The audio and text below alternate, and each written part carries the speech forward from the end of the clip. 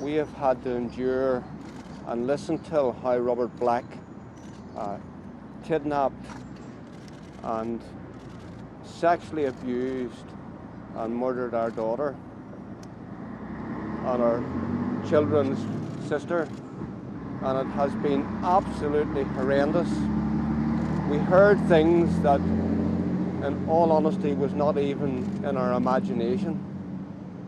And for 30 years, we as a family really have never tried to understand or try to think of what in the last hours of our life that she went through.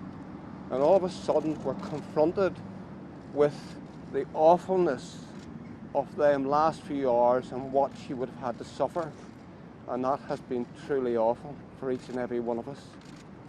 Now, we are Christians and we have a faith, and for the last 30 years, and particularly throughout the trial, we have had a promise from God that He would never forsake or leave us, and that's in the Scriptures. And He has given us a peace. It also tells us in the epistles that He gives us a peace that passes all understanding.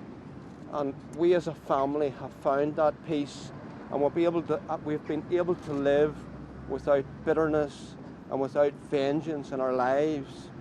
And when we lost Victoria, or Jennifer, life was never the same, but life had to go on, and we had to live life.